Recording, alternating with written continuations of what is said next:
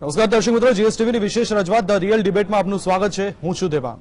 આજે વાત કરવો છે તેલના ખેલ વિશે, કારણ કે દર્શક મિત્રો, એક બાજુ હવે તહેવારોની સિઝન આવી રહી છે અને આજે જ જે મોંઘવારીના આંકડા સામે આવ્યા છે, રિટેલ મોંઘવારી દર 7% ઉપર પહોંચ્યો છે। ખાદ્ય વસ્તુઓના ભાવમાં જે રીતના વધારો થયો છે અને મોંઘવારી જોવા મળી રહી છે, એની પાછળનું સૌથી મોટું કારણ જો ગણવામાં આવે તો એક છે કે પેટ્રોલ ડીઝલમાં જે ભાવ વધારો થયો છે એ પણ એક મહત્વનું પરિબળ ગણી શકાય। વાત કરવી છે આજે તેલના ખેલ વિશે, એટલા માટે કારણ કે ક્રૂડ ઓઇલના ભાવ છેલ્લા 7 મહિનાના તળિયે જોવા મળી રહ્યા છે। તેમ છતાં ભારતના લોકોને હજુ પણ પેટ્રોલ અને ડીઝલ સસ્તા ભાવે કેમ નથી મળતું? છેલ્લા 1 વર્ષમાં પેટ્રોલમાં 78 વખત ભાવ વધારો કરવામાં આવ્યો, જેની સામે 7 વખત જ ભાવ ઘટાડો કરવામાં આવ્યો। ડીઝલની અંદર પણ 70 વખત વધારો કરવામાં આવ્યો અને એની સામે ઘટાડો 5 થી 7 વખત કરવામાં આવ્યો છે। ઉલ્લેખનીય છે કે જૂન મહિનામાં $125 પ્રતિ બેરલ ડોલરે પહોંચેલું ક્રૂડ ઓઇલ અત્યારે $88 પ્રતિ બેરલ સુધી પહોંચી ગયું છે। તો એનો લાભ આપણી જનતાને કેમ નથી મળતો? આવો સીધો સવાલ થવો જોઈએ દરેકના મનમાં, અને થઈ રહ્યો છે। પરંતુ આના માટે સરકારના જવાબદાર મંત્રીઓને પૂછવામાં આવતા એમનું કહેવું એવું છે, સૌથી પહેલા વાત કરીએ નિર્મલા સીતારમણ નાણામંત્રીની। એમણે કીધું છે કે 2 વખત અમે લોકોએ એક્સાઇઝ ડ્યુટીમાં ઘટાડો કર્યો છે। હવે રાજ્ય સરકારોએ વિચારવાનું અને એમને પણ પ્રજાને થોડી રાહત મળે તે રીતનું આયોજન કરવું પડશે। પેટ્રોલિયમ મંત્રી હરદીપસિંહ પુરીએ પણ કહ્યું કે જ્યારે ભાવ વધારો હતો ત્યારે જાહેર ક્ષેત્રની જે કંપનીઓ છે એમને એટલો બધો વધારો નહોતો કર્યો। હવે જ્યારે ઘટાડો થયો છે તો એ જે નુકસાની થઈ એ નુકસાનની ભરપાઈ તો કરવી પડશે ને। અહીં દર્શક મિત્રો એ પણ આપણે જણાવી દઉં કે 26 જૂન 2010 પછી પેટ્રોલના ભાવ નિર્ધારણ કરવાનો હક સરકારે આ કંપનીઓને આપી દીધો। 26 જૂન 2010 પછી, અને એવી જ રીતના ઓક્ટોબર 2014 પછી ડીઝલના ભાવ કંપનીઓ નક્કી કરે છે, પહેલા સરકાર નક્કી કરતી હતી। હવે આપણે સૌ કોઈ જાણીએ છીએ કે ડીઝલ અને પેટ્રોલના ભાવ જે રીતના ઘટવા જોઈએ એ ઘટી નથી રહ્યા। નિષ્ણાતો માની રહ્યા છે કે અત્યારે જે ભાવ ચાલી રહ્યો છે $88 પ્રતિ બેરલ, એ જોતા 3 થી 4 રૂપિયા ઘટવા જોઈએ, પણ નથી ઘટી રહ્યા અને ઘટશે એવું અનુમાન એ લોકો લગાવી રહ્યા છે। દિવાળી સુધીમાં કદાચ ક્રૂડ ઓઇલ પ્રતિ બેરલનો ભાવ $80 સુધી પહોંચી જાય એવી પણ શક્યતાઓ સેવાઈ રહી છે। કેટલીક મોટી અર્થતંત્રો જે છે એ મંદીમાં ઝપેટમાં આવી શકે એવી આશંકાઓ પણ સેવાઈ રહી છે। ઓપેક દેશોએ ક્રૂડનું ઉત્પાદન ઘટ્યું હોવા છતાં પણ ભાવ ઘટી રહ્યા છે। આ તમામ સમીકરણો વિશે આજે વાત કરવી છે અને તમામ સમીકરણો વિશે વાત કરવા મારી સાથે ટેકનોલોજીના માધ્યમથી જોડાયા છે દિનેશભાઈ વોરા, કે જેઓ આર્થિક સમીક્ષક છે અને ઇન્ડિયન રેવન્યુ સર્વિસમાં કામગીરી કરી ચૂક્યા છે। ત્યારબાદ ડોક્ટર હેમંત કુમાર શાહ, જાણીતા અર્થશાસ્ત્રી, અને ડોક્ટર જયનારાયણભાઈ વ્યાસ આપણી સાથે જોડાયા છે। ત્રણેય મહાનુભાવોનું સ્વાગત છે। વ્યાસજી, શરૂઆત આપનેથી કરીએ। જેમ મેં પહેલા કીધું કે તહેવારોની સિઝન હવે શરૂ થઈ ચૂકી છે, પેટ્રોલ ડીઝલના ભાવ પણ આમ તો સ્થિર છે, ક્રૂડ ઓઇલના ભાવ 7 મહિનાના તળિયે જોવા મળી રહ્યા છે। એ જોતા શું લાગે છે કે પેટ્રોલ ડીઝલના ભાવમાં ઘટાડો થઈ શકે છે? ઘટાડો કરવો જોઈએ અને થઈ શકે છે, બે જુદી બાબતો છે।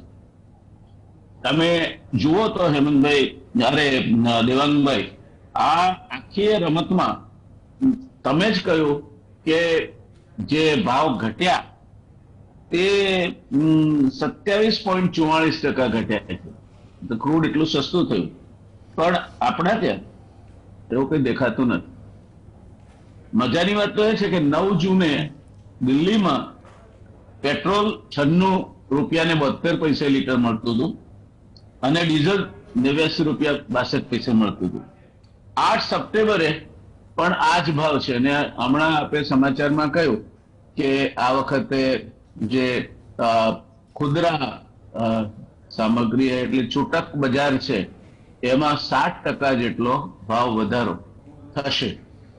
એટલે એક બાજુ ભાવ વધારોએ તો પોતાની ગતિ પકડી લીધી છે, બીજી બાજુ તહેવારો આવે છે, વાત સાચી છે તમારી, ને તહેવારોમાં લોકો ફરવા જાય, તહેવારોમાં માલસામાન અહીંથી કઈ વધારે હેરફેર કરવો પડે, બજારો ખુલે તો તહેવારોમાં આમ પણ જે નવા વાહનો ખરીદવા માટે રાહ જોઈને બેઠા છે એ નવરાત્રીથી શરૂઆત કરશે એટલે વાહનોની સંખ્યામાં વધારો થશે.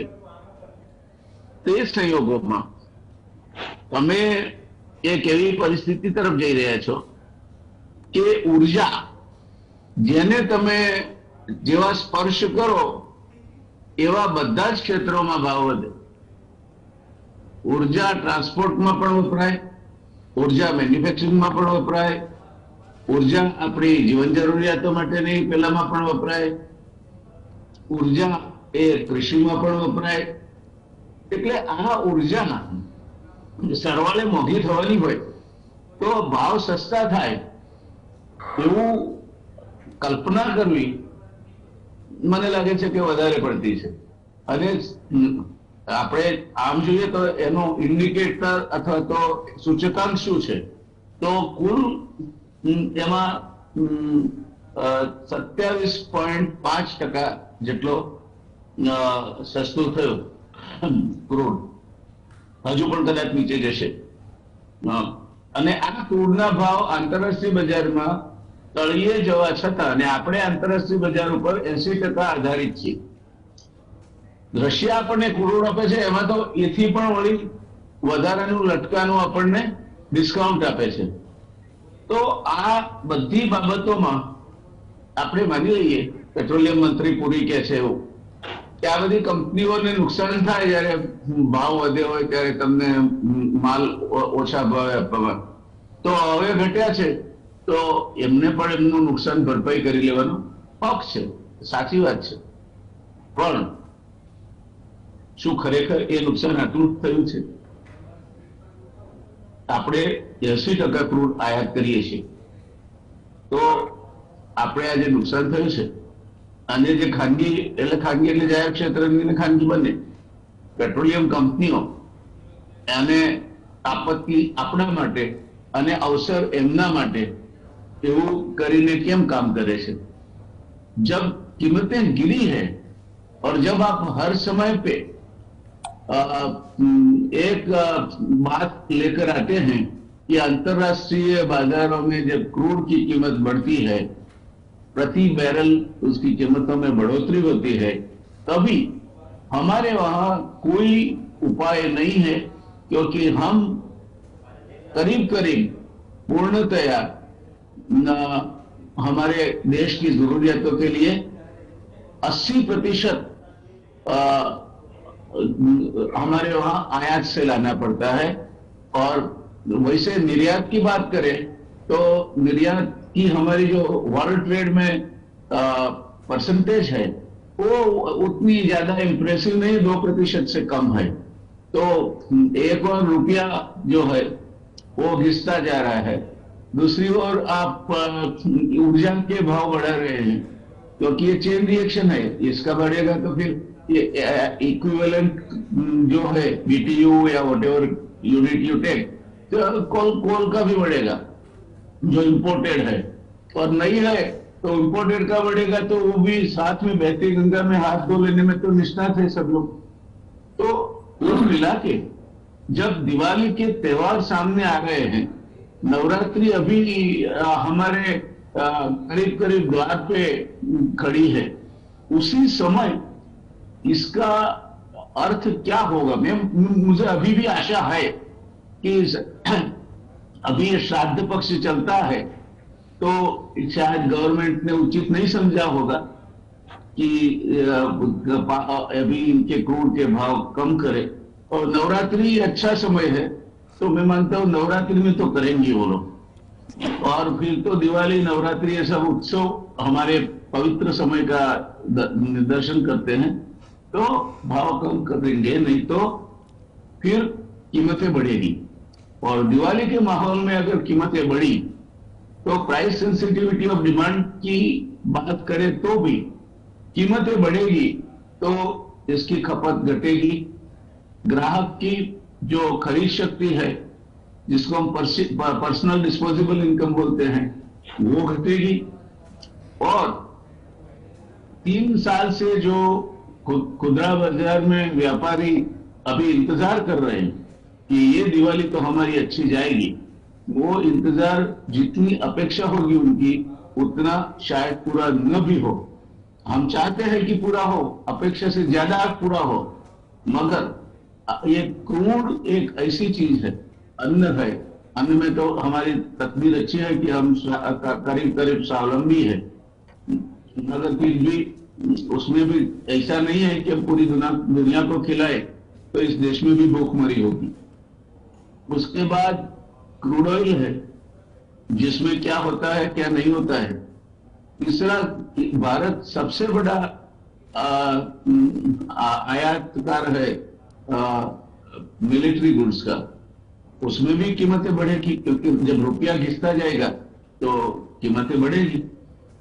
आप चाहे कितना भी हेज कर लीजिए। अंदरूनी समस्याएं हैं, जैसे पानी की समस्या है, वस्ती विस्फोट की समस्या है, अभी भी कोविड या एक या दूसरी कोई महामारी की समस्या है, हमारी संपत्ति के असमान वितरण की समस्या है। तो एक सामान्य आदमी कितनी समस्याओं से जूझेगा। एक और वो लोग हैं जिनके पास इस देश के 100 में से 90 रुपये तो उनकी जेब में है, एक और हम लोग हैं जो 100 में से 90% लोग के पास 10 रुपये हैं। तो कैसे दिवाली का त्योहार मनेगा, क्या होगा। तो बच्चे घर में है तो कुछ ना कुछ तो आपको खर्च करना ही पड़ेगा, कुछ कपड़े लाने पड़ेंगे, कुछ पटाखे लाने पड़ेंगे, कुछ मिठाई लानी पड़ेगी। जो सरकारी कर्मचारी है और मेरी उससे राजी है, मैं राजी हूं कि उनको बोनस मिलेगा, मगर जो खानगी क्षेत्र में काम करते हैं उन्हें तो कोविड के नाम से कहीं कहीं तो पगारें काटी गई है, कहीं उनकी छटनी भी की गई है।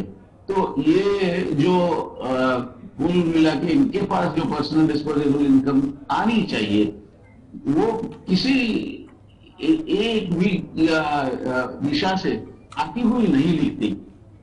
तो ये प्रश्न जो है क्रूड ऑयल प्राइसेस का, और खास करके ये जो मेंटालिटी है, ये जो मंशा है कि चाहे 27% दाम कम हो अंतरराष्ट्रीय बाजारों में क्रूड के, हम दाम कम नहीं करेंगे, क्योंकि हमने जो गंवाया है वो हमारी कंपनियों को वापस पाना है। इसलिए दाम वाम कम करने के बाद भूल जाओ, जो महंगाई है वो रहेगी, फिर बढ़ेंगे तो फिर बढ़ेगी।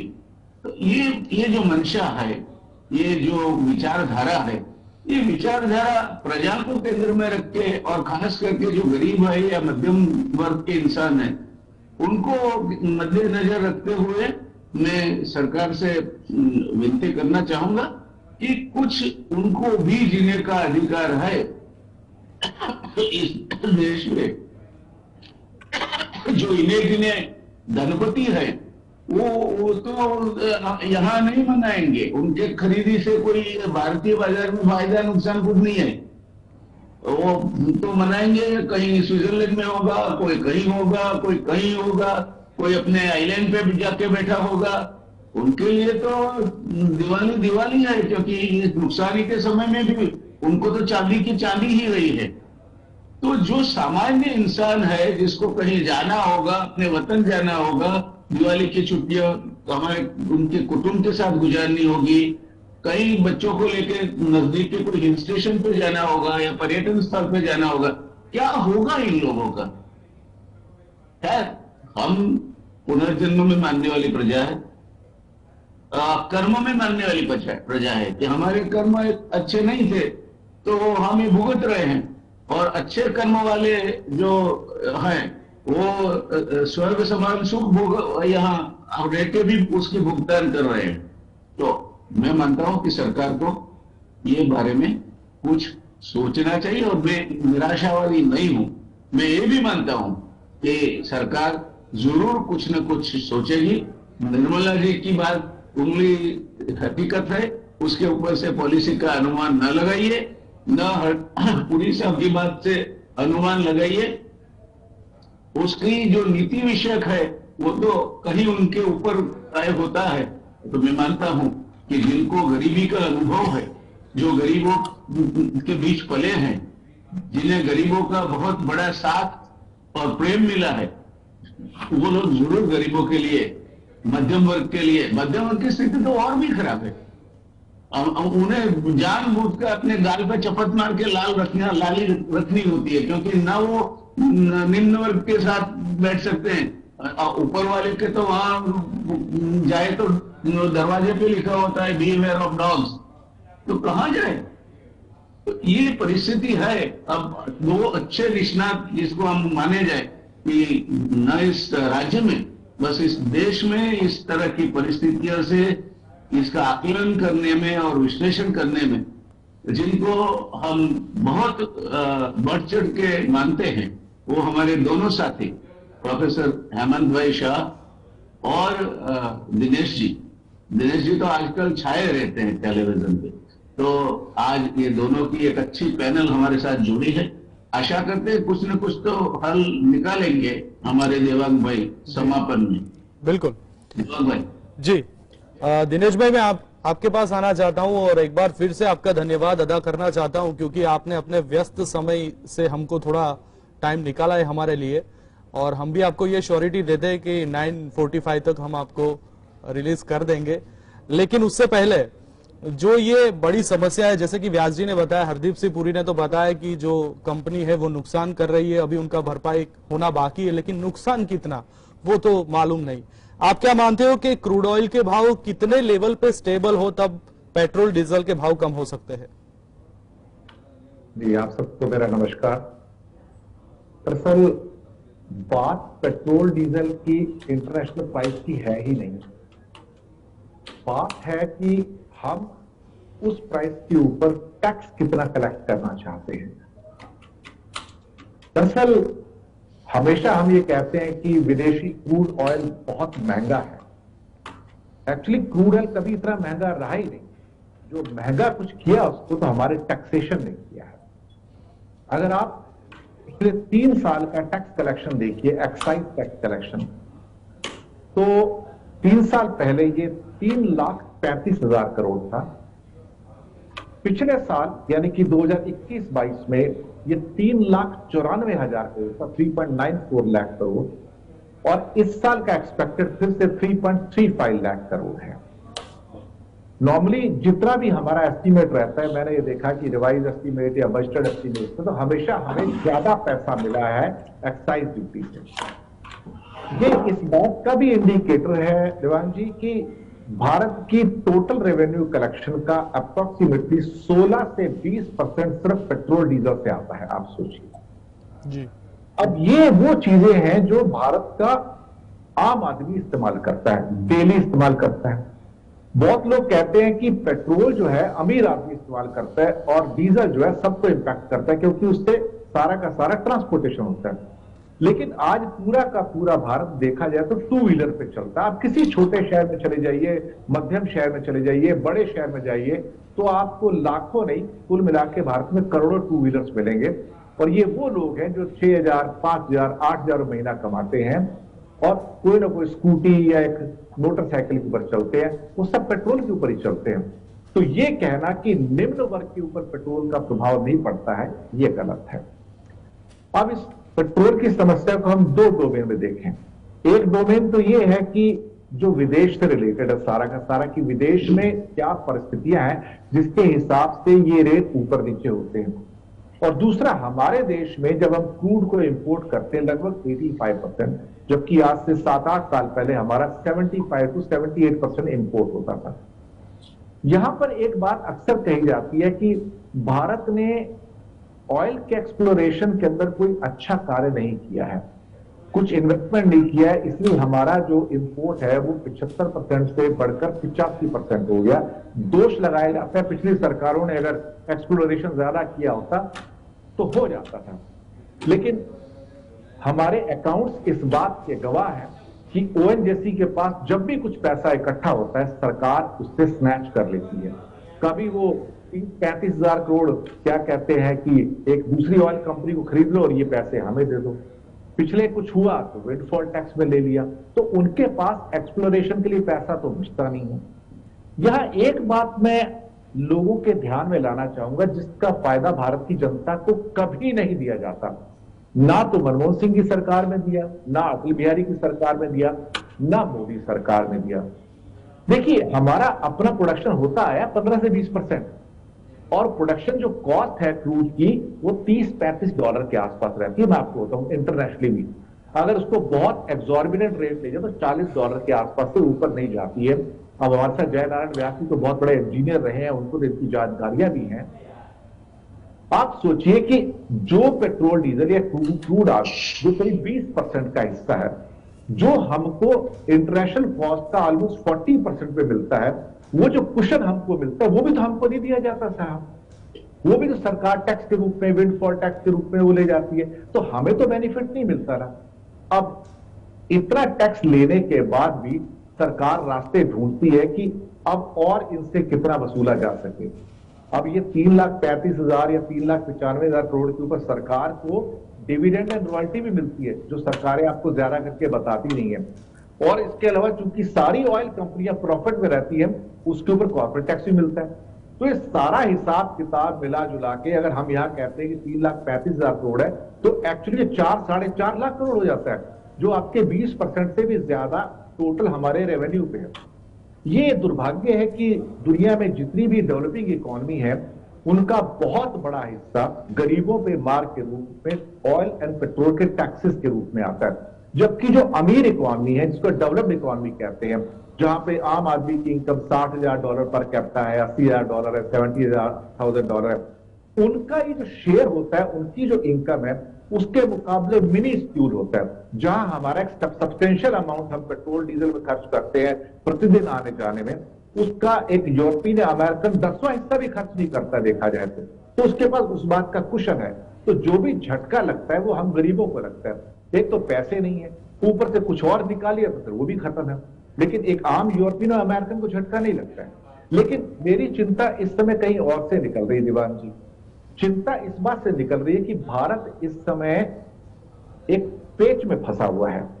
दरअसल हुआ क्या है कि अंतरराष्ट्रीय क्षेत्र में जो हमारे ये सारे कार्टलाइजेशन चलता है वो हमें परेशान करता है, और ऑयल के मामले में कोई भी टैक्स लेने से या कोई भी हायर प्राइस लेने से, किसी को लूट लेने से गुरेज नहीं करता है। अब देखिए, एक समस्या भारत के लिए बहुत बड़ी आई है जिसकी ओर मैं इंगित करना चाहूंगा। समस्या डिप्लोमेटिक है। हुआ क्या है कि G7 कंट्री जो दुनिया के 7 सबसे रिच देश हैं, जिसमें नॉर्थ अमेरिका से कनाडा है, अमेरिका है, यूरोप से आपका ब्रिटेन, फ्रांस, जर्मनी और इटली है, और एक जापान है। इन G7 देशों ने यह निर्धारित किया है कि हम रशिया के ऊपर प्राइस कैप करेंगे। अब actually price capping is good for India, let me tell you. लेकिन मुसीबत यह है कि अगर इंडिया G7 की प्राइस कैप को ज्वाइन करता है तो रशिया नाराज होता है कि तुम अमेरिकन कैंप में चले गए हो। तो भारत के लिए एक बड़ी दुविधा की स्थिति है। लेकिन भारत ने यहां पर सस्ता क्रूड तो रशिया से लिया, लेकिन रशिया से लेने के बाद उसने अब अमेरिका के सामने, अभी जो अमेरिका के वित्त राज्य मंत्री जो जिनसे बातचीत हुई, उनसे कहा कि हमारी एक शर्त है। शर्त यह है कि अगर आप ये 2 शर्तें मान लोगे या एक शर्त मान लोगे तो हम आप G7 का जो प्राइस कैपिंग हम ज्वाइन कर लेंगे। शर्त यह नहीं, जिसपे अमेरिका भी पीछे हट रहा है। शर्त यह कि India should be allowed to import the crude oil from Venezuela and Iran. ये 2 कंट्री थे। अब सारी समस्या है कि अमेरिका ईरान पे कैसे राजी होगा। हो सकता है एक बार को वेनेजुएला पे हो जाए। भारत ने G7 पक्ष में जाने का फैसला कर लिया है आज वो, लेकिन अब लग रहा है कि अमेरिका नरम पड़ रहा है और कहीं ना कहीं रशिया को बीट करने के लिए ईरान को अलाउ कर देगा इंटरनेशनल एरिया में। इससे भारत को फायदा तो होगा, ठीक है, आम आदमी को फायदा होगा। क्रूड हो सकता है थोड़ा $80 पे आ जाए, 70 पे भी आ जाए। सवाल ये पैदा होता है देवांग जी कि आम आदमी को फायदा मिलेगा क्या? क्योंकि इस सरकार का एक रिकॉर्ड और भी रहा है, जब जब क्रूड ऑयल नीचे जाता है ये एक्साइज ड्यूटी इंक्रीज कर देते हैं। ये इनका हिस्टोरिक रिकॉर्ड है, ऐतिहासिक रिकॉर्ड है। अगर $20 पे भी क्रूड आ गया था, $15 पे भी आ गया था, तो इन्होंने हर 15-15 दिन पे, मरहूम अरुण जेटली जी, मैं उनकी बड़ी तारीफ करता हूं, बहुत अच्छे इंसान थे वो, लेकिन वो हम पे इतना क्या कहते हैं कि मरहम लगा के नहीं गए हैं। उन्होंने लगातार टैक्सेस में इंक्रीज किया, क्योंकि सरकार तो मोदी सरकार है। तो जब जब क्रूड में कमी हुई है उन्होंने टैक्सेस बढ़ाए हैं। अब जबकि थोड़ा सा लॉस दिखाया जा रहा है, कुछ 18,480 करोड़, ये लॉस तो ऑयल कंपनी का है, और ये लॉस एक तरह से ऑयल कंपनी के जो होते हैं नोशनल लॉसेस होते हैं, ये रियल टाइम लॉसेस नहीं होते जो रिवील नहीं किए जाते हैं। और साथ में ये कंपनियां आपको एक्साइज ड्यूटी तो दे रही है, भले ही वो आप लॉस में जाए या प्रॉफिट में जाए, लेकिन अभी इस क्वार्टर में आप देखेंगे वो उसके substantial part of losses will be recovered, और जो बाकी के जो 2 क्वार्टर बचे हैं उसके बाद में वहां पे सारी रिकवरी सरकार की हो जाएगी। लेकिन आपको और मुझे क्या, व्यास जी ने बताया कि दिवाली का सीजन आ रहा है, अब नवरात्रि भी आ गए हैं, हो सकता है दिवाली और नवरात्रि पे शायद हमें सुविधा ना दें, लेकिन चुनावों में सरकारें जरूर सुविधा देती हैं। अब चुनाव गुजरात में आ रहे हैं, हिमाचल में आ रहे हैं, तो उनको ध्यान में रखते हुए सरकार कहेगी भाई कुछ राहत दो, क्योंकि चुनाव जीतने हैं। और चुनाव जीतने के लिए अगर थोड़ा बहुत त्याग भी करना पड़े तो सरकार ने त्याग करने को तैयार हो जाती है। बिल्कुल बिल्कुल जी, जब तक पर्सनल बेनिफिट ना हो तो तब तक नहीं होता है। लेकिन हमारी स्थिति जो फाइनल, मेरा वर्ड यही है कि क्या है कि एक आम आदमी के लिए इधर कुआं है और उधर खाई है, खजाना भरता है लेकिन सिर्फ सरकार का, मुझ जैसे आम आदमी का नहीं। બિલકુલ ખજાનો ભરાય છે પણ સરકારનો ભરાય છે, બહુ સાચી વાત કરી। અને કદાચ જો શ્રાદ્ધ પક્ષમાં મુહૂર્ત ન નીકળે સરકારને પેટ્રોલ ડીઝલના ભાવ ઘટાડાનું, નવરાત્રીમાં ન નીકળે કે દિવાળીમાં ન નીકળે, પણ જ્યારે ઇલેક્શન નજીક આવશે ત્યારે તો સારામાં સારું મુહૂર્ત નીકળશે જેવી આશા રાખીએ છીએ। અને એ આશા સાથે જ આપણે હેમંત કુમાર પાસે પણ જવું છે, પરંતુ હાલ સમય થયો છે એક બ્રેકનો। ચર્ચાને જારી રાખીએ, બ્રેક બાદ મળીએ। બ્રેક બાદ ફરી એકવાર આપનું સ્વાગત છે। તેલનો ખેલ આ વિષય ઉપર આપણે ચર્ચા ચાલી રહી છે। સીધા જ હું હેમંત કુમાર પાસે જઈશ। હેમંતભાઈ, જે રીતના બ્રેક પહેલા દિનેશભાઈ અને વ્યાસજીએ વાત કરી, થોડું એડ કરવા માંગુ છું કે નિર્મલા સીતારમણજીએ એવું કીધું કે ભાઈ 2 વખત અમે એક્સાઇઝ ડ્યુટીમાં ઘટાડો કર્યો છે, હવે કંઈક રાજ્ય સરકારો કંઈક સમજે અને એની ઉપર લોકોને રાહત આપે। અત્યારે જો વાત કરીએ તો પેટ્રોલ પર 19.90 રૂપિયા અને ડીઝલ પર 15.80 રૂપિયા કેન્દ્ર એક્સાઇઝ ડ્યુટી વસૂલે છે। આપનું શું માનવું છે આ અંગે, જે રાજ્ય સરકાર ઉપર છોડી દીધું છે હવે એ વિશે?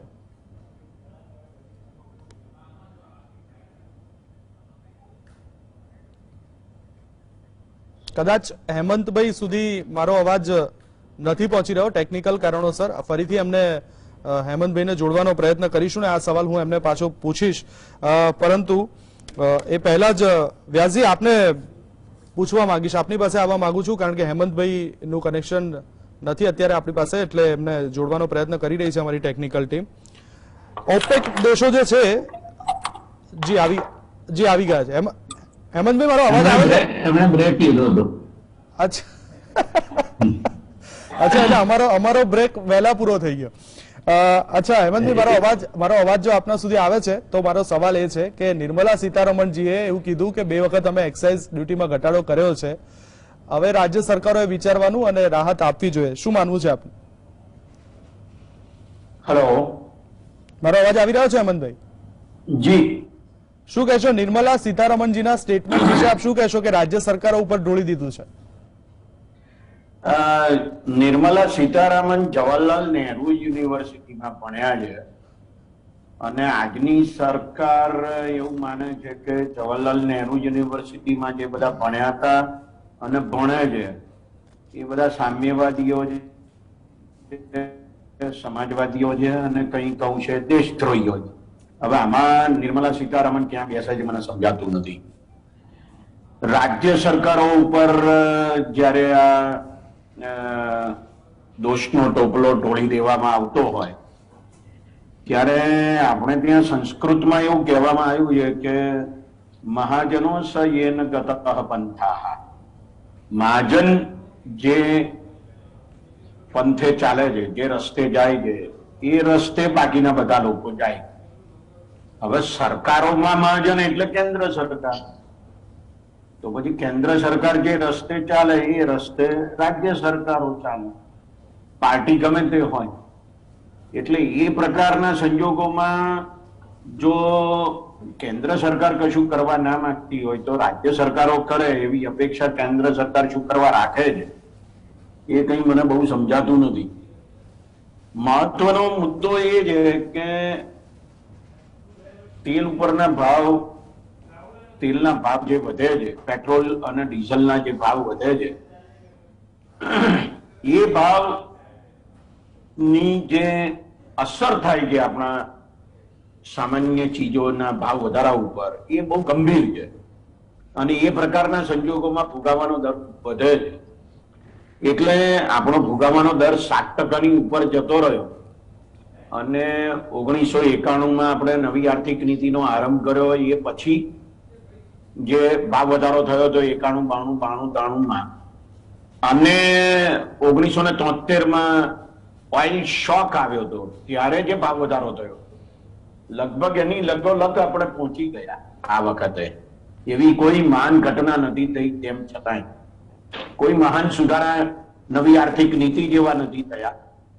અને બીજું કે 1973 તો તેલની નિકાસ કરનારા દેશોએ બધાએ ભાવ વધારી દીધા હતા, માટે આપણે ત્યાં ફુગાવો થયો હતો. અત્યારે ભાવ ઘટી રહ્યા છે, તેમ છતાં ફુગાવો થાય છે. આ બહુ અદ્ભુત ઘટના છે ભારતના ઇતિહાસમાં અને ભારતના અર્થતંત્રમાં. આ બહુ વિચિત્ર છે એટલા માટે કે લોકો એ સમજી શકતા નથી કે આવું શા માટે. પણ સરકાર લોકોને એ જરા જુદી રીતે સમજાવવા માંગે. સરકાર એમ કહે છે કે આ કંપનીઓને નુકસાન જઈ રહ્યું છે, કારણ કે તેલના ભાવમાં હમણાં થોડો વધારો થયો હતો એટલે નુકસાન થઈ રહ્યું છે. આ તદ્દન બોગસ વાત છે, તદ્દન જુઠ્ઠી વાત છે. આ હળાહળ જુઠ્ઠાણ. 2021-22 સરકારની 4 મોટી તેલ કંપની, પહેલી કંપની જે આઈઓસી નો નફો 24,184 કરોડ રૂપિયા ગયા વર્ષે થયો. ભારત પેટ્રોલિયમ, એનો નફો થયો 19,043 કરોડ રૂપિયા. ઓએનજીસી, એનો નફો થયો 40,306 કરોડ રૂપિયા.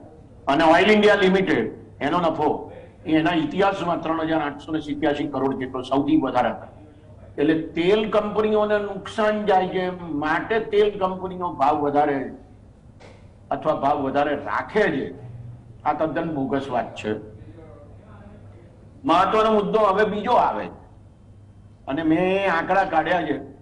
ભારત સરકારનું પેટ્રોલિયમ મંત્રાલય, એમાં પેટ્રોલિયમ સ્ટેટિસ્ટિક્સ નામનું એક ડોક્યુમેન્ટ હોય છે. એ ડોક્યુમેન્ટ ઉપરથી જે આંકડા મળે છે તે આવા છે. 2013-14 આપણે 15,522 કરોડ ડોલરની તેલની આયાત કરી હતી. એ પછી 2014-15 એટલે નરેન્દ્ર મોદી વડાપ્રધાન થયા તે પછીનું વર્ષ, એટલે એ જ વર્ષ 2014-15, અને તે પછીના બધા વર્ષો 20-21 સુધી અને 21-22 એટલે ગયા વર્ષ સુધી એક પણ વર્ષ એવું ગયું નથી કે જ્યારે આપણે 2013-14 જે 15,522 કરોડ ડોલરનો ખર્ચો થયો હતો તેલની આયાત માટે, એટલો થયો હોય. એવું બન્યું જ નથી. આપણી તેલની કુલ આયાત વધી છે, એટલે જથ્થો વધ્યો છે આયાતનો, પણ છતાં ખર્ચો એટલો થયો નથી. અને 2015-16, 2016-17 અને 2020-21 આ 3 વર્ષ તો એવા ગયા છે કે જ્યારે આપણો ખર્ચો એ 9,000 કરોડ ડોલર કરતા પણ ઓછો થયો. એટલે જો 15,522 ડોલરનો જે ખર્ચો થયો તો 2013-14 એને આપણે આધાર ગણીએ તો છેલ્લા 8 વર્ષમાં 36,547 કરોડ ડોલરનો લાભ થયો, આપણા બચ્યા. એને જો માત્ર 70 રૂપિયાનો ભાવ ગણીએ ડોલર, તો 26 લાખ કરોડ રૂપિયા બચ્યા છે તેલની આયાતમાં. સવાલ આ પૂછવો પડે હવે સરકારને કે આ 26 લાખ કરોડ રૂપિયા ગયા ક્યાં? આ સૌથી મોટો સવાલ. કારણ કે તમે ગ્રાહકોને તો આપ્યા જ નથી. આપણે પેટ્રોલ અને ડીઝલના ભાવ ઘટાડ્યા હોય એવું તો બન્યું જ નથી. એ તો તમે હમણાં જ કીધું એમ કે આટલી વાર વધ્યા 70 થી વધારે વખત ને માંડ 7, 8, 9 વખત ઘટ્યા, તો ટોટલ તો વધ્યો છે, એ કઈ ઘટ્યા નથી.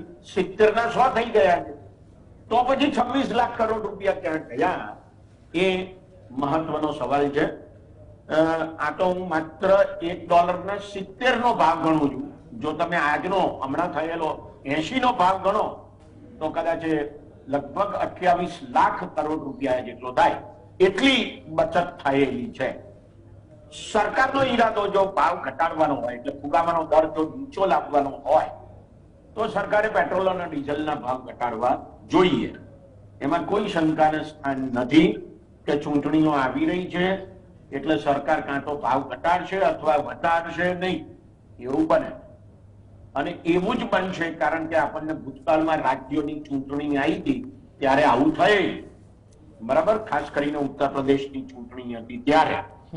એટલે સારું છે આ દેશમાં કે લોકસભાની ચૂંટણીની જોડે જ પંચાયતોની, પાલિકાઓની ને વિધાનસભાઓની ચૂંટણી નથી થતી.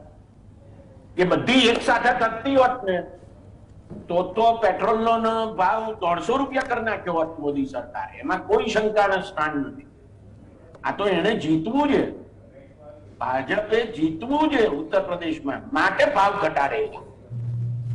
એટલે હવે રાજસ્થાનની ચૂંટણી આવે છે, ગુજરાતની ચૂંટણી આવે છે, હિમાચલ પ્રદેશની ચૂંટણી આવે છે, એવા કારણે 100% એ ભાવ ઘટાડશે અથવા વધારશે નહીં અને એનો લાભ થશે. એટલે સારું છે. આપણે ત્યાં દર 1.5-2 વર્ષે કોઈક ને કોઈક ચૂંટણી આવે ને તો સારું. સરકારો એકાઉન્ટેબલ બને, લોકો પ્રત્યે ઉત્તરદાયી બને. એટલે વન નેશન વન ઇલેક્શન નું જે સૂત્ર છે ને એ તદ્દન બોગસ છે અને લોકશાહીના સિદ્ધાંતની તદ્દન વિરુદ્ધ છે એમ મારે કહેવું પડે. ત્રીજો એક અગત્યનો મુદ્દો મારે કહેવો છે તે એ છે કે રિઝર્વ બેંક અત્યારે વ્યાજના દર ઘટાડી છે, બરાબર. એટલે એનો ઈરાદો ભાવને નીચા લાવવાનો, ફુગાવાનો દર નીચો લાવવાનો છે. કારણ કે રિઝર્વ બેંકના કાયદામાં સુધારો કરીને 2016માં આપણે એવું નક્કી કર્યું કે ગ્રાહક ભાવાંકની દ્રષ્ટિએ 2 થી 6% જેટલો ફુગાવાનો દર હોવો જોઈએ અને એ 7%ની આસપાસ થઈ જાય તો રિઝર્વ બેંક વ્યાજનો દર ઘટાડી રહી છે. હવે એનાથી વિરુદ્ધ સરકાર વર્તી રહી. સરકાર પેટ્રોલના ભાવ ઘટાડવા તૈયાર નથી, ડીઝલના ભાવ ઘટાડવા તૈયાર નથી અને એની જે ચક્રીય અસર થાય છે, સ્પાઇરલિંગ ઇફેક્ટ થાય છે, તે આ થાય છે કે બાકીની બધી વસ્તુઓના ભાવ વધે છે અને એને પરિણામે ફુગાવાનો દર ઊંચો જાય છે. એટલે મને લાગે છે કે બહુ સામાન્ય માણસો પાસે પણ આજે બાઇક છે, ગામડાના ખાસા ગરીબ લોકો પાસે પણ બાઇક છે અને એનું એક અગત્યનું કારણ એ છે જ્યારે આવા ગરીબોને પૂછવામાં આવ્યું ને કે તમારી પાસે બાઇક કેમ છે, તમારી તો મહિનાની આવક માંડ 10,000 રૂપિયા છે આખા પરિવારની અને તેમ છતાં તમારી પાસે 70-80,000 કે લાખ રૂપિયાનું બાઇક છે તો કેમ છે? તો એનું કારણ એમણે આપેલું અને એમણે કારણમાં એમ જણાવેલું કે ઘરમાં કોઈ માણસ બીમાર પડે ને તો જલ્દી ડોક્ટરને ત્યાં પહોંચી શકાય તાલુકામાં કે જિલ્લામાં, માટે અમે બાઇક રાખીએ. પછી બાઇકનો ઉપયોગ માત્ર એને માટે જ થાય છે એવું નથી, પણ અમે બાઇક આના માટે રાખીએ. એટલે કારણ આરોગ્ય છે, કારણ હરવા ફરવાનું નથી. બિલકુલ. આવા લોકો પાસે પણ જયારે બાઇક હોય ત્યારે એમને પેટ્રોલનો ખર્ચો કેટલો બધો નડે જયારે પેટ્રોલના ભાવ વધે ત્યારે, એ આપણે સમજવાની આવશ્યકતા છે. આપણે બધા તો સમજીએ જ છીએ, बिल्कुल सरकार नहीं समझती, ये मोटो सवाल है. बिल्कुल. दिनेश जी आपके पास आना चाहूंगा क्योंकि मुझे मालूम है कि आपको जल्दी थोड़ा जाना है, लेकिन एक बात आपको बताना चाहता हूं कि जब 9 जून के दिन क्रूड ऑयल की प्राइस 121.28 डॉलर प्रति बैरल थी, तब दिल्ली के अंदर पेट्रोल का भाव 96.72 और डीजल की प्राइस 89.62 था. ये मैं बात कर रहा हूं 9 जून के दिन. और आज यानी कि 4 दिन पहले 8 सितंबर को जब क्रूड ऑयल प्रति बैरल 88 रुपए मिल रहा है, तब भी दिल्ली के अंदर पेट्रोल और डीजल की प्राइस उतनी ही है जितनी 9 जून के दिन थी. तो क्या कहना चाहोगे? सर, जो आंकड़े आपने रखे हैं बिल्कुल ठीक है. सवाल सरकार की इंटेंट पर उठाए जाने चाहिए कि आपकी इंटेंट क्या है, अल्टीमेटली आप सोचते क्या हैं. तो क्या सरकार की नजर में आम आदमी की कोई कीमत है क्या, या आम आदमी की कोई बिसात है क्या? जब सरकार कहती है कि मैं आप सबके लिए, सरकार किसकी होती है? जनता के लिए. हमारे पैसे कलेक्ट करती है, हमारे ऊपर खर्च करती है, तो सरकार कभी हमारे बारे में सोचती है क्या? लेकिन अगर वो अपने महलों से निकलेंगे तो तब पता लगेगा ना कि आम आदमी का कष्ट क्या है. हमारे यहाँ तो बहुत सारे सरकार में बैठे लोग ऐसे हैं जिन्होंने बरसों नहीं दशकों से गाड़ी का दरवाजा भी नहीं खोला है, कभी अपनी गाड़ी में पेट्रोल नहीं भरवाया है, कभी उन्होंने गाड़ी सर्विस नहीं करवाई, तो उन्हें क्या पता कि गाड़ी चलाने वाले का दर्द क्या है, एक स्कूटर चलाने वाले का दर्द क्या है। देखिए वेजेस कम हो रहे हैं। हमें एक बात नहीं भूलना चाहिए कि कोविड के बाद हमारे यहां अप्रोक्सीमेटली 40 करोड़ लोग ऐसे हैं, 10 करोड़ फैमिलीज, मैं आपको एग्जैक्ट फिगर बता रहा हूं, जिनकी आय 5,000 रुपए महीने से कम है। आप सोचिए 150-160 रुपए प्रतिदिन कमाने वाले के ऊपर क्या गुजरेगी, वो क्या खाएगा और क्या खरीदेगा बेचारा। दूसरी बात, जो बाकी 60 करोड़ का ऊपर का पोर्शन है वो 5,000 और 10,000 के बीच में है। ये वो लोग हैं जिनको 5 किलो फ्री अनाज भी दिया जाता है। आप सोचिए कि इनकी व्यथा क्या है। ये उम्मीद करते हैं कि कुछ हमको राहत मिले, थोड़ा बहुत, अगर इनको 100 रुपए बच जाता है, 200 रुपए बच जाता है, तो ये उसके द्वारा थोड़ी अपनी दिवाली बना सकते हैं, नवरात्रा बना सकते हैं। नहीं तो ये बेचारे नवरात्रे में जाके डांडिया का नृत्य भी नहीं कर सकते, उसका देवी पूजा का प्रसाद भी नहीं ले सकते। जब आप लोगों से देवी पूजा का प्रसाद भी छीन लेते हो, एक थोड़ा बहुत 2-3 सालों के बाद जरा सी खुशी वापस आई है, मौसम अच्छा हुआ है, कि भाई थोड़ी कंसेशन दे दो, आम आदमी को भी नृत्य करने दो, उसको भी थोड़ा सा आनंद लेने दो। 2 साल से 3 साल से घर में बैठा है आम आदमी, ये 100 करोड़ का तबका। मध्यम वर्ग तो वैसे ही निम्न मध्यम वर्ग का बन गया है। अब हमारी हालत तो यह है कि 4 बार सोचना पड़ता है कि कुछ खरीदें या नहीं खरीदें या पोस्टपोन कर दें। आज भी हमारी आधी चीजें पोस्टपोन हो रही हैं, क्योंकि 2019 की जो वेजेस के स्केल थे या लेवल थे, हम वहां तक नहीं पहुंच पाए हैं। हो सकता है चंद 100 लोगों के वेजेस शायद 70 करोड़ 100 करोड़ प्रति घंटे बढ़ते होंगे, लेकिन हमारे वेजेस ऐसे नहीं बढ़ते साहब, हमारे वेज बढ़ते ही नहीं है। तो कम से कम सरकार सोचे उन 100 करोड़ लोगों के लिए कि कुछ इनकी दिवाली, कुछ इनका नवरात्रा भी अच्छा हो, कुछ इनकी पॉकेट के अंदर छोटा सा प्रसाद का हिस्सा आ जाए, ताकि ये भी थोड़े इसके चेहरों पे मुस्कुराहट आए। वो भारत जहां पर 40% बच्चे स्टंटिंग वेस्टिंग का शिकार हैं, 70% महिलाएं आयरन की डेफिशिएंसी की शिकार हैं, जिनके कंधे कमजोर हैं। कम से कम उन बच्चों की तो सोचिए, उन बच्चों की सोचिए जो परमानेंटली एजुकेशनल प्रोसेस से कोरोना से बाहर हो गए और दोबारा कभी वापस नहीं आएंगे। कम से कम उनके चेहरों पे थोड़ी मुस्कुराहट आ जाए। तो सरकार से हम अपील कर सकते हैं, व्यास जी ने सही कहा था, हेमंत भाई ने सही कहा, हम अपील कर सकते हैं कि कम से कम उन गरीबों के लिए, वो जो असहाय हैं, वो जिनके पास बेबसी के अलावा कुछ नहीं है, कम से कम कुछ उनको दिया जाए ऐसा, ताकि वो भी दिवाली के 2 पटाखे खरीद के लाएं।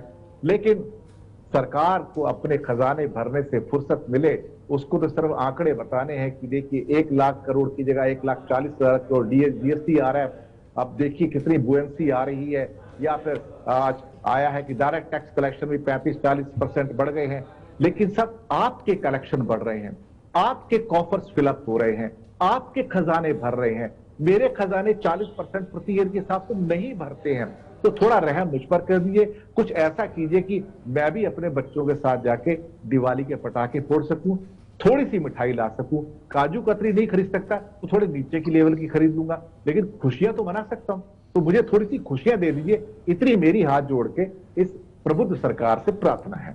बिल्कुल, धन्यवाद दिनेश जी, आप हमारे साथ जुड़े और आपके प्रतिभाव हमको दिए, आपका आभार। और आप भी हम अपनी टेक्निकल टीम से कहना चाहूंगा कि अब आप फ्री हो सकते हो। Thank you very much for joining us. Vyasji, હું તમારી પાસે આવું એ પહેલા હેમંતભાઈ પાસે જઈ આવું, કારણ કે હું એવું ચાહું છું કે આ નિષ્કર્ષ આપણે જે ચર્ચા કરી એનું નવનીત છેલ્લે તમે જ નીકાળો કે ખરેખર શું થઈ રહ્યું છે। એટલે એક નાનકડો સવાલ હું હેમંતભાઈને પૂછી લઉં। હેમંતભાઈ, શું કહો છો કે આંતરરાષ્ટ્રીય બજારમાં ક્રૂડ ઓઇલના ભાવો આગામી સમયમાં કેવા રહેવાનું અનુમાન છે? જે પ્રકારનું અત્યારનું આંતરરાષ્ટ્રીય અર્થતંત્ર દેખાય એ રીતે જોતા એવું ચોક્કસ કહી શકાય કે બહુ નજીકના ભવિષ્યમાં ક્રૂડના ભાવ વળી પાછા ઉછળે વધે એવી તો કોઈ સંભાવના દેખાતી નથી।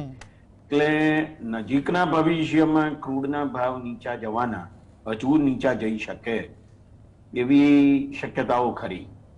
એ પ્રકારના સંજોગોમાં ભારત સરકારે પહેલ કરીને અને એક્સાઇઝ ડ્યુટીમાં વધારો નહીં કરીને અને ઘટાડીને ભાવ ઘટાડવા જોઈએ પેટ્રોલના અને ડીઝલના। પેટ્રોલના જ્યારે ભાવ વધે છે ત્યારે સીધી જ ખિસ્સાને અસર થાય છે, અને ડીઝલના ભાવ વધે છે ત્યારે જરા આડકતરી રીતે અસર થાય છે, કારણ કે ડીઝલના ભાવ વધવાથી બીજી બધી ચીજ વસ્તુઓ અને સેવાઓના ભાવ વધે છે. હવે જે દરે આ ભાવ વધે છે એટલા દરે વેતન વધતું નથી, આવક વધતી નથી, અથવા પગારો વધતા નથી. એટલે જેને વાસ્તવિક આવક કહીએ, રિયલ ઇન્કમ કહીએ, એમાં ઘટાડો થાય છે અને એમની પરિસ્થિતિ બગડે છે કે જેમની આવકમાં, વેતનમાં કે પગારમાં વધારો થતો નથી. અને એવા લોકો જ આ દેશમાં લગભગ 80 થી 90 કરોડ લોકો છે. આવા પ્રકારના સંજોગોમાં આપણે શું અપેક્ષા રાખી શકીએ સરકાર પાસે? સરકાર પાસે એ જ અપેક્ષા રાખી શકીએ કે આપણને વધારે લાભ આપે, અને કારણ કે સરકારને લાભ થાય છે ત્યારે સરકારે લાભ આપવાનો છે. એટલે અને બીજું એક અગત્યનો મુદ્દો છે, જો સરકાર ઈચ્છે છે તો 5 રૂપિયા 10 રૂપિયા ઘટાડે છે. એટલે તમે તેલ કંપનીઓ ઉપર બધું છોડી દેવાનું નહીં કે હવે તો આ તેલ કંપનીઓ કરશે, અમારે શું છે આમાં? આ તો કંપનીઓ બધું નક્કી કરે છે. ખરેખર કંપનીઓ નક્કી કરે છે કે સરકાર નક્કી કરે છે? જો ચૂંટણી આવતી હોય ને ભાવ ઘટતા હોય 5 રૂપિયા 10 રૂપિયા, તો એ કોણે નક્કી કર્યા? એ તેલ કંપનીએ નક્કી કર્યા, IOC નક્કી કર્યા, હિન્દુસ્તાન પેટ્રોલિયમે નક્કી કર્યા? કોણે નક્કી કર્યા? બિલકુલ, એ તો સરકાર નક્કી કરે છે. બિલકુલ.